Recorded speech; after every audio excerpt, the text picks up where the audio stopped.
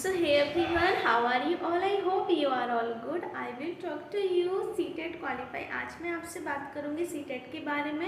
ये video specially उन students के लिए जो सीटेट फर्स्ट टाइम दे रहे हैं, जिनको भी सीटेट के बारे में कोई भी नॉलेज नहीं है, किस तरीके से एग्ज़ाम आता है एंड किस तरीके से हम उसकी तैयारी करें। तो आज हम पेपर 1 एंड पेपर 2 के बारे में बात करेंगे विदाउट पेड बैच। बिना पेड बैच के भी आप इस एग्ज़ाम को क्वालिफाई कर लेंगे। जैसे कि मैंने आपको पहले भी बताया था कि सीटेट के बिना, सीटेट से हमें गवर्नमेंट जॉब नहीं मिलेगी, बट गाइस सीटेट के बिना भी कुछ नहीं होगा, राइट? क्योंकि एवरी एग्ज़ाम में जब हम फिल करते हैं ना, तो उसमें सीटेट हमारा कंपलसरी होता है, चाहे हम प्राइवेट जॉब करें या फिर हम गवर्नमेंट जॉब करें की तैयारी कर रहे हो। स्पेशली हम जैसे KVS का फॉर्म फिल करते हैं, DDPLSP का फिल करते हैं, किसी भी स्ट्रीम का फिल करते हैं, तो हमें CTET qualify is first priority, right? So guys आज हम बात करते हैं सीटेट के बारे में। बिना टाइम को वेस्ट किए हुए मैं आज पेपर 1 एंड पेपर 2 के बारे में आपसे डिस्कस करूँगी। सो जैसे कि आपको पता है गाइस कि पेपर 1 उनके लिए है जिन्होंने BTC किया होगा या DLED किया होगा। पेपर 2 उनके लिए है जिन्होंने B.Ed किया होगा, राइट? इतना क्राइटेरिया आपको समझ में आ गया होगा। सीटेट आपको पता है प्राइमरी का DLED वाले ही देंगे। अब प्राइमरी में क्या क्या आएगा, पहले हम इसको डिटेल में अच्छे से समझते हैं, फिर हम बुक, सोर्स, क्वेश्चन पेपर कहाँ से लगा, इन सब के बारे में मैं आज आपसे बात करूँगी इस वीडियो में। तो वीडियो को लास्ट तक देखिएगा, तभी आपको चीज़ें समझ में आएंगी। लास्ट होते तक कुछ आपको टिप्स ऐसी मिलेगी जो आपने भी इमेजिन नहीं किए होगी, राइट? सो वीडियो को लास्ट तक देखिएगा एंड नाउ टाइम को वेस्ट ना करते हैं, हम आते हैं अपने पेपर फर्स्ट पर। सो गाइस जैसे कि आपको पता है कि पेपर जो हमारा फर्स्ट है उसमें हमारे हिंदी, इंग्लिश, मैथ्स, EVS आएगा, राइट? And CDP। अगर CDP is most important, right? हम टीचिंग एग्ज़ाम की तैयारी करें और सीटेट में CDP ना हो तो हो ही नहीं सकता है ना। CDP है हिंदी, इंग्लिश, मैथ्स। हाँ, जैसे इंग्लिश और संस्कृत में से हमारे पास ऑप्शन दिए जाते हैं लैंग्वेज के। आप यदि इंग्लिश आपकी अच्छी है, आप इंग्लिश में अच्छा कर सकते हैं, तो आप इंग्लिश को फिल कीजिएगा, अदरवाइज आप संस्कृत से फिल कीजिएगा, राइट? जैसे मेरा इंग्लिश है तो मैंने संस्कृत को नहीं इंग्लिश सीखी, क्योंकि संस्कृत को छोड़ गया मुझे काफ़ी टाइम हो गया। मैंने 8th क्लास से बाद से कोई भी संस्कृत नहीं पढ़ी, राइट? और कुछ ऐसे स्टूडेंट होंगे जिन्होंने भी नहीं पढ़ी होगी। सो गाइस जैसे पेपर 1 और पेपर 2 के लिए कुछ सब्जेक्ट हमारे कॉमन है, जैसे हमारा CDP हुआ, हिंदी हुआ, इंग्लिश हुआ, ये 3 सब्जेक्ट हमारे कॉमन है। बट जो आर्ट्स वाले स्टूडेंट हैं उनका SST होता है सेकंड पेपर में, एंड BSc वालों का जो साइंस स्ट्रीम से होता है उनका साइंस, मैथ्स वालों का मैथ्स होता है, राइट? इतनी चीज़ें आपको क्लियर है। अब बात करते हैं सोर्स की कि हम कैसे तैयारी करें, किस तरीके से करें बिना किसी पेड बैच के। देखो ज़रूरी नहीं है कि पेड बैच से ही हमारा एग्ज़ाम क्वालिफाई होगा, ये सिर्फ कहने की बात है। पेड बैच उनके लिए ज़्यादा ज़रूरी है जैसे उनके पास टाइम नहीं है पढ़ने का, उनको ये ज़्यादा सर्च नहीं कर सकते, तो उनके लिए है कि पेड बैच से आपको सारी चीज़ें एक जगह अवेलेबल मिल जाएगी। बट किसी की कंडीशन ऐसी है वो पेड बैच ज्वाइन नहीं कर सकते हैं, तो ऐसा नहीं है कि उनका क्वालिफाई नहीं होगा, उनका भी एग्ज़ाम क्वालिफाई होगा। मैंने भी बिना पेड के एग्ज़ाम को क्वालिफाई किया है गाइस। सो मैं यही बताऊंगी आपको कि जो सीटेट वाला पेपर है, जैसे आपका CDP हुआ एंड CDP आप कैसे पढ़ें। देखो बहुत सारे YouTube चैनल ऐसे हैं जिन पर फ्री ऑफ क्लासेस, बहुत सारे क्लासेस हैं। आप रोजगार वायन के सर पे देख लीजिए, आप लेट्स लर्न हिमांशी मैम का देख लीजिए, पूरा कंटेंट आपको CDP का मिलेगा। उसमें पूरा कंटेंट मतलब पूरी क्लासेस जो आपकी हैं CDP का, जितने भी चैप्टर हैं, हेरिडिटी, इन्वायरमेंट हो गया, जेंडर हो गया, लेव वाइगोत्स्की हो गया, जीन पियाजे हो गया, एंड फिर आपका NEP हो गया, RT हो गया, ये सारी जो चीज़ें हैं ना, इंटेलिजेंस पे, मतलब सारे टॉपिक CDP के जितने सारे टॉपिक हैं सारे सीक्वेंस में है, सोशलाइजेशन हो गया, सारे टॉपिक आपको लेट्स लर्न पे मिल जाएंगे। तो आप उससे भी आपको हेल्प मिल जाएगी, मतलब आपका वहाँ से CDP पूरा क्लियर हो जाएगा, पूरे कंटेंट, पूरे टॉपिक उस पर अवेलेबल हैं, तो आप वहाँ से भी देख सकते हैं। अदरवाइज़ आप जैसे आपका, अब तो मैंने इंग्लिश की बात, ऐसे ही सेम इंग्लिश का भी है, लैंग्वेज एक्विजिशन हो गया एंड कुछ सोर्स, कुछ टूल्स, ये सारी चीज़ें इंग्लिश में होती हैं, तो वो सारी चीज़ें इंग्लिश का भी कंटेंट वहाँ पे अवेलेबल है, हिंदी का भी कंटेंट अवेलेबल है। और हिंदी में सबसे पहले देखो, जब भी आप तैयारी शुरू करो ना, आपके पास एक चीज़ बहुत इंपॉर्टेंट जो होनी चाहिए, वो है उसका सिलेबस। आप सीटेट की तैयारी करो या आप किसी भी एग्ज़ाम की तैयारी करो, आपके सामने आपका सिलेबस सबसे फ्रंट आपके टेबल पर होना चाहिए।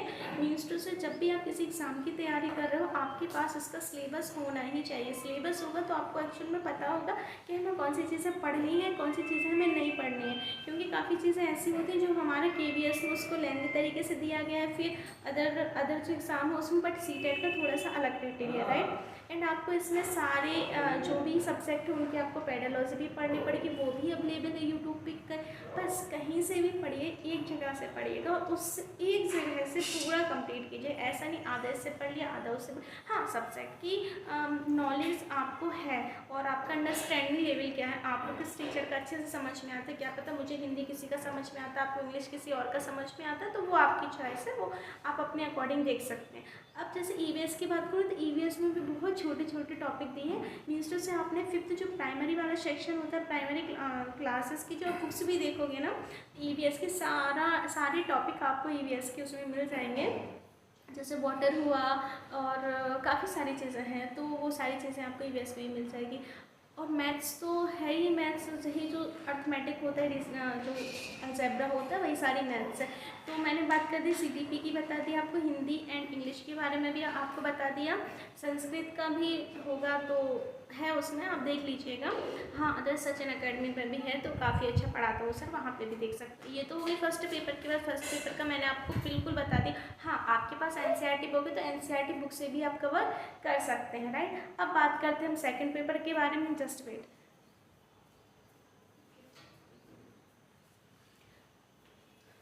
सॉरी गाइस, अब हम बात करते हैं सेकंड पेपर के बारे में। सेकंड पेपर हमारे जैसे CTP सेम हुआ हमारे Hindi, English and Sanskrit, right. ये मैंने आपको, अब बात आती है हमारी SST को हम कैसे कवर करें, राइट। तो SST के लिए आप NCERT बुक्स को फॉलो कीजिए। जो 6 to 8 के NCERT बुक्स होती है, हिंदी मीडियम है तो आप हिंदी मीडियम की परचेस कर लीजिए और इंग्लिश मीडियम है तो इंग्लिश की परचेस कर लीजिए। अब आपके पास नहीं है तो देखो ऑलमोस्ट आपके पास NCERT बुक तो देखो मस्ट है, क्योंकि NCERT से ही क्वेश्चन आते हैं और प्रीवियस ईयर पेपर में भी आप देखोगे तो NCERT से बिल्कुल लाइन टू लाइन उठाकर क्वेश्चन दिया हुआ है, राइट। सो SST का आप NCERT से फॉलो कर लीजिए। आपके पास कोई NCERT बुक्स नहीं है तो ऑनलाइन भी अवेलेबल है, वहाँ से भी मंगा सकते हो। अदरवाइज आप गूगल से भी पढ़ सकते हो, उसमें एक ऐप करके है, NCERT बुक का एक ऐप है, उस ऐप को डाउनलोड करेंगे आप तो आपको सारी सब्जेक्ट की NCERT मिल जाएगी। सारे सब्जेक्ट तो छोड़ो, सारे सब्जेक्ट सारी क्लास की NCERT आपको मिल जाएगी। चाहे आप मैथ्स की देखो, इंग्लिश की देखो, science, social science, FT subject की आपको NCERT अवेलेबल हो जाएगी। एंड साइंस की भी है, साइंस का भी एक क्राइटेरिया रहेगा एंड जो SST उसका भी रहेगा। अब जैसे आपने सिलेबस कंप्लीट कर लिया, अब आगे क्या करें, तो देखो PYQ हम कैसे सॉल्व करेंगे।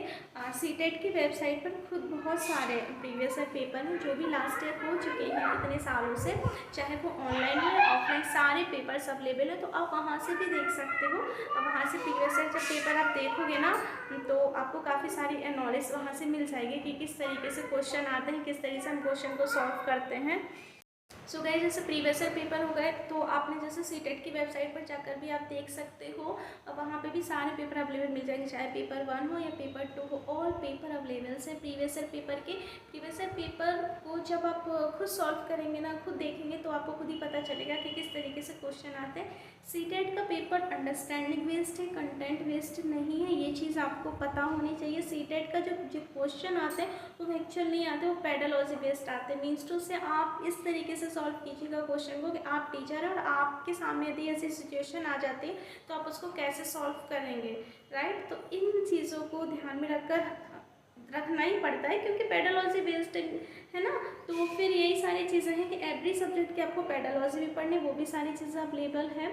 तो आप वहाँ फ्री कंटेंट है, आप हिमांशी मैम का देख लीजिए, लेट्स लर्न पर हिमांशी मैम का देख लीजिए, सचिन अकेडमी पे सचिन से पढ़ा तो उनका देख लीजिए। मतलब काफ़ी सारे आपको वहाँ क्लासेस मिल जाएंगी और मैराथन भी दी हुई है, तो आप मैराथन भी यदि कंप्लीट कर लोगे ना तो भी आपको काफ़ी अच्छे से समझ में आएगा। मैं तो यही सजेस्ट करूँगी कि आप मैराथन देख लीजिए, Hindi, English, maths, SST, CDP, तो आपका उससे काफ़ी चीज़ें कंप्लीट हो जाएंगी। और अभी गाइस काफ़ी सारा टाइम है तो आप अभी से तैयारी कीजिए क्योंकि क्वालिफाई का जो क्राइटेरिया होता है काफ़ी कम होता है। मतलब एवरी ईयर्स 10 से 20 लैक्स फॉर्म अप्लाई होते हैं और 2 से 3 लैक्स बच्चे ही क्वालिफाई कर पाते हैं।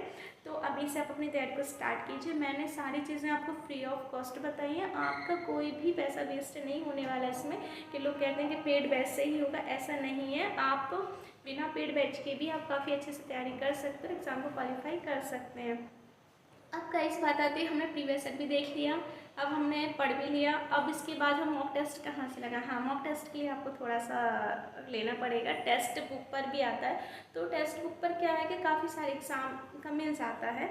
आप टेक्स्ट बुक का एक पास परचेस कर लीजिए, एक पास आपके काफ़ी सारे एग्ज़ाम में काम आएगा, चाहे वो सीटेट हो, फर्स्ट पेपर हो, सेकंड पेपर हो, या फिर केबीएस डीटी कोई भी पेपर हो, वो आपके लिए काम आएगा, राइट। तो वहाँ से भी आप कर सकते हो। अदरवाइज़ आपको के लिए बुक्स बताऊँ तो देखो, एसएसटी के लिए मैंने सनी सर का फॉलो किया था, मतलब अड्डा 24/7 पर जो सनी सर पढ़ाते हैं, मैंने उनका ही फॉलो किया, उनकी ही मैंने बुक्स भी फॉलो की थी। और उस बुक्स में काफ़ी सारे प्रीव्यू भी थे, मैंने शॉर्ट्स में अपलोड भी किया था, शॉर्ट्स बताया भी था, तो वहाँ से भी वो बुक्स भी मंगा सकते हो, काफ़ी अच्छी बुक्स है एसएसटी के लिए।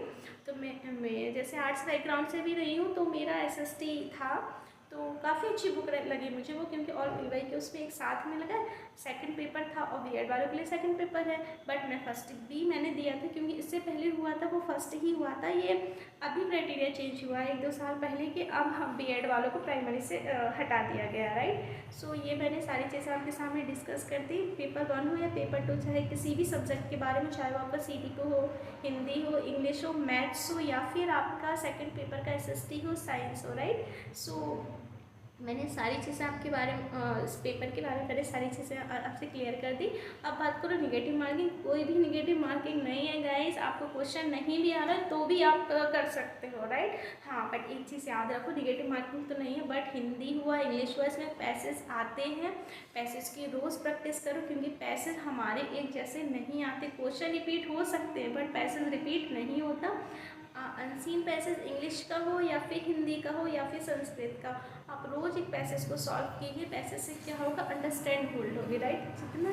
और डेली आपको एक काम तो करना ही है, आप मैराथन लीजिए, चाहे क्लास अटेंड कीजिए, आपको बेसिक से पढ़ना है तो भी आप बेसिक से पढ़ सकते हैं। अदरवाइज आपको पहले से आपने दिया हुआ एग्ज़ाम, तो मैं तो यही कहूँगी कि आप मैराथन को एक बार रिवाइज़ कीजिए और फिर जितना हो सके आप अपने पैसेज पर प्रैक्टिस कीजिए गाइस, बहुत इंपॉर्टेंट है। सबसे पहली बात क्या है, इसमें जो पासिंग क्राइटेरिया है वो 92 है हमारा OBC वालों का, और 82 SC/ST वालों का है। तो बस ये मान कर चलिए, अपना 100+ तक की तैयारी कीजिए।